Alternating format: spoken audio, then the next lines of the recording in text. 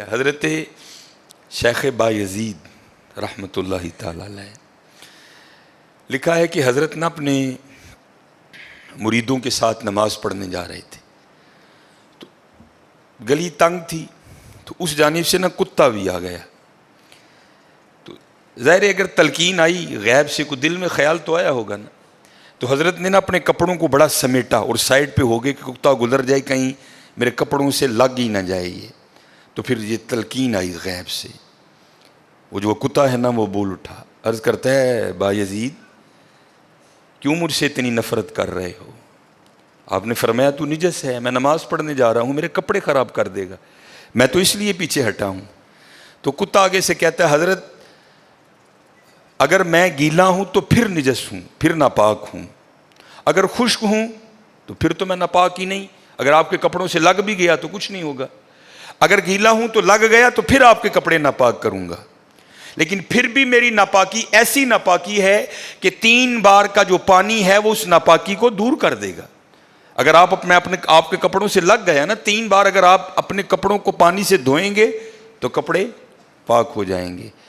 لیکن بایزید کبھی تو نے اپنی ناپاکی پہ غور کیا؟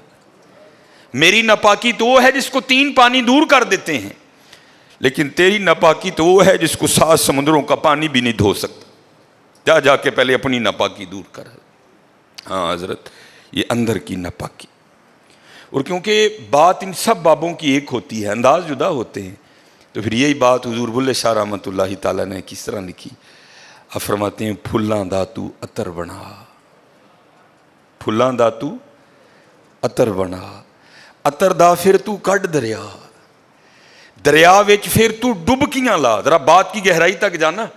حالا عطر کیا ہے؟ تھوڑا سا شیشی پہ لے کے اپنی ہتھیلی پہ لگایا, اس طرح کر کے جسم پہ لگا دیا, جہاں سے گزرو گے وہاں سے بھی پتا چلے گا اس بندے نے عطر لگایا ہے.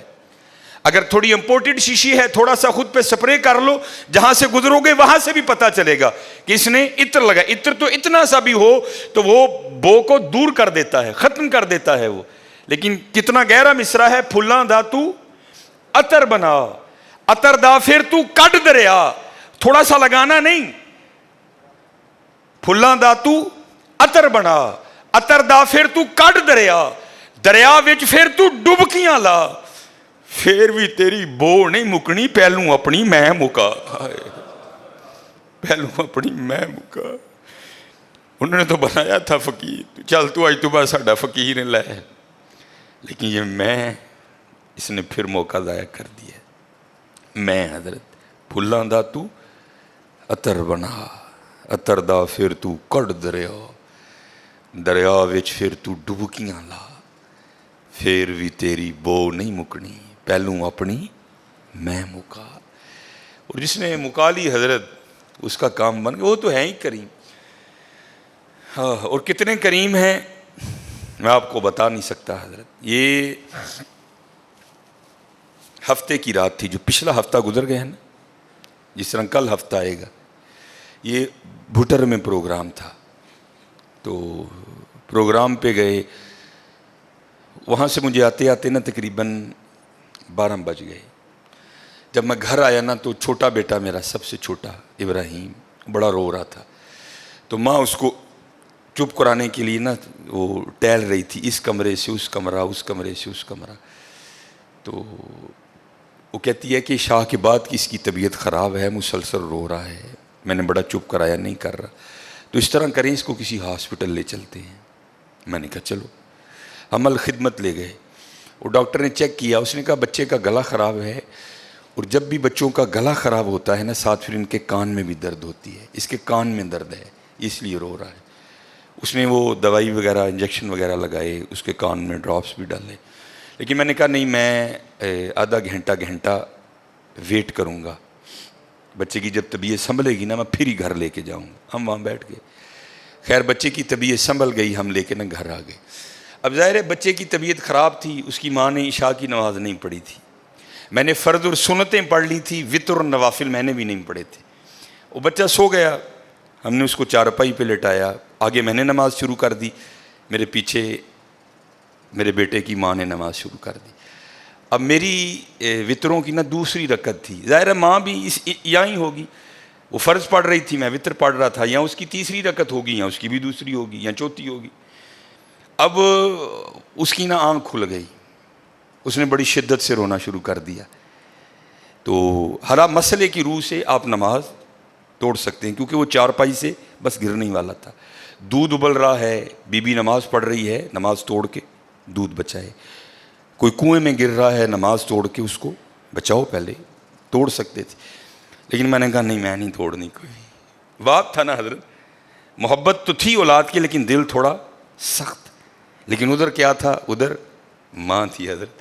اس نے کیا کیا؟ اس نے نماز توڑ کے نا بچے کو جا کے چارپائی سے اٹھا کے سینے سے لگا لیا. اب میں نے وطروں کی تیسری رکعت پڑھی تو میں مصلی پہ بیٹھ کے نا میں رو پڑا. ہائے، نبی علیہ السلام نے کیا فرمایا کہ اللہ جل شانہ بندے سے 70 ماؤں سے بڑھ کے پیار کرتا ہے. یار اگر ایک ماں کی محبت یہ ہے تو پھر اس کی محبت کیا ہوگی؟ اگر ایک ماں کی محبت یہ ہے کہ اس نے نماز توڑ کے بچے کو سینے سے لگا لیا، تو پھر تصور کرو حضرت، جو 70 ماؤں سے بڑھ کے پیار کرتا ہے اس کی محبت کیا ہوگی؟ لیکن بات پھر وہی ہے حضرت، ہم تو مائل با کرم ہیں، لیکن کیا ہم تو مائل با کرم ہیں، لیکن آگے سے کیا؟ جب یہ وہ بچہ تھا نا، میں نہیں تھی حضرت اس میں. وہ تو پوری شدت سے رو رہا تھا، مجھے بٹھاؤ، مجھے اٹھاؤ، مجھے بچاؤ، مجھے بچاؤ. شدت تھی نا حضرت، اس شدت نے ماں کو مجبور کر دیا کہ اس نے نماز توڑ کے بچے کو اٹھایا. یہاں بھی جب شدت آتی ہے نا حضرت، تو پھر دریائے رحمت ایسا جوش میں آتا ہے کہ بگڑی بن جاتی ہے. لیکن پھر کیا ہے؟ ہم تو مائل با کرم ہیں، کوئی سائل ہی نہیں.